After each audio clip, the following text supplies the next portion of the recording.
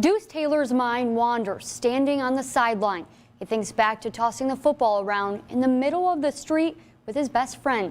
He lost that friend, but carries on his legacy with one important promise.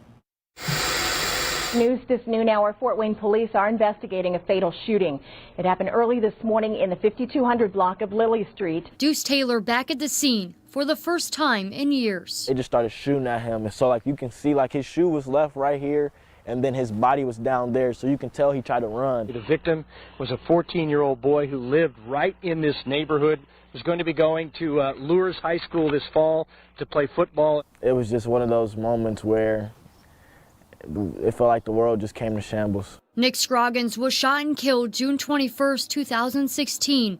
He was Deuce's cousin and best friend. We got a call shortly after that Nick was shot. Before riding his bike to football camp that day, Deuce pedaled past the scene. I seen basically everything except for his body. I mean, I seen the blood there, the shell casings from the gun. When he walked around the corner and went to Nick's house, Nick wasn't there. I think it became real. I just go to camp anyways, and as I'm sitting there, it kind of hit me that he was never coming back. Deuce's dad, Antoine, is thankful. He said one short word the night before. Nick and Deuce were together consistently since 4 years old, and I wouldn't have said no. Deuce would have been at Nick's house that night. Deuce said, if I was there, I think I could have saved him. And that's very wishful thinking, and I just don't know how to parent through that at times. Deuce works through the grief in his own way. He dedicated his athletic career to Nick, knowing they would never be teammates on the field again. We just always said that we were going to go to the NFL together. That was just our goal. Seeing him in his casket, it just hit me, and I just told him while I was looking at his body that, I promise you I'm going to make it. I'm going to accomplish our dream. That dream, playing college football. So after countless training hours, set up and deliver like it's a 15-yard comeback. A pen and paper sitting next to Nick's old jersey and cleats present an opportunity and a promise fulfilled. This is my why. This is why I do what I do. This is why I play Friday nights. This is why I strapped up. And on Saturdays, this is why I'm going to strap up too. Deuce signs with Morgan State. I'm taking the next step in the journey, and I completed one promise to him that I was going to play college football. I'm pretty sure he'd be proud of me of what I'm becoming, and that I'm still trying to accomplish what we set as a goal together. It's a lot of emotion definitely pent up, and I can definitely feel his spirit still here. Deuce keeps Nick's spirit alive and will carry on his love for football next fall. Megan Salle, Fort Wayne's NBC Sports. Mark Davidson did not miss one practice or one game this season and stood on the sidelines with energy and strength despite battling cancer.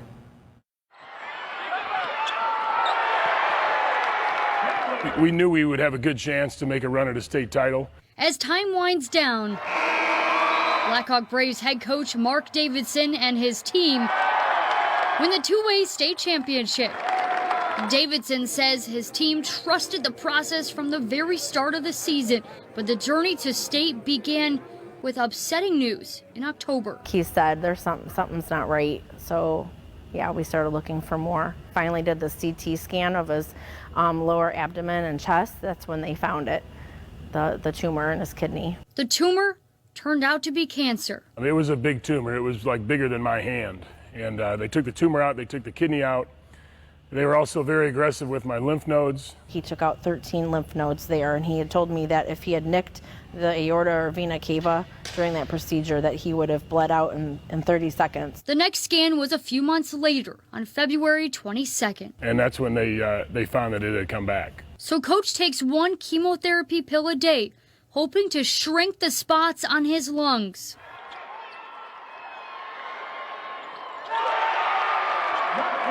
Marcus Davidson, one of the Davidsons' 7 children and a senior on this team, says his dad showed up to practice after his chest biopsy. They had a needle in his lung that day, and the doctor said, hey, you can maybe go to practice, but just sit down and don't really do anything. But he was still up. He was still up coaching us, and still, definitely, like I said, inspirational. An inspiration not just to his family, but to the state, which the basketball community recognized after the big win. A man that defines the word courage and a true inspiration, head coach Mark Davidson. Everyone on their feet applauding that same fight his son witnessed.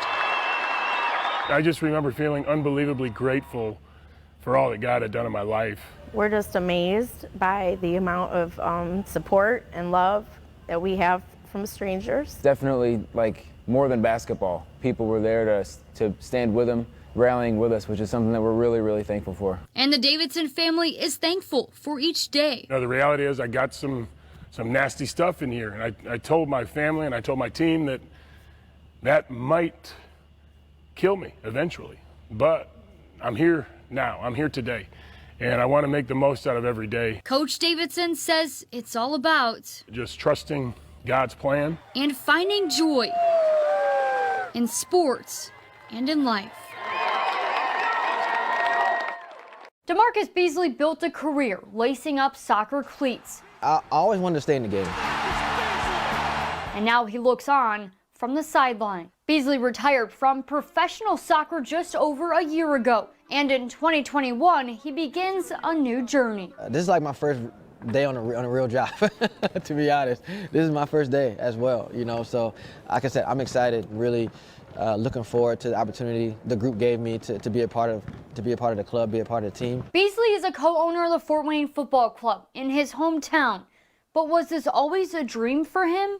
To be honest, no. Yeah, when I was growing up, I would have never thought or even dreamed about a team, like a real professional team in our hometown. And for me, it's something that's it's an amazing achievement for the whole city, for the club. Adding a former MLS and U.S. men's national team player to the ownership roster, a power move. Marcus Beasley scores. Building off of what was already a really exciting start last year, and then you add the elements that they've added, the move to USL, the addition of DeMarcus Beasley, things have gone up another level. We want to give an opportunity to the players in our area, a path to professional soccer. It's right here in the backyard. The next step, reaching fans, showing that this club calls the Fort home. You know, if we can really touch them and show them that we care about trying to make opportunities for them, and if we can do that, I think that the city will support us. The love for the game and for a city comes full circle for the soccer star.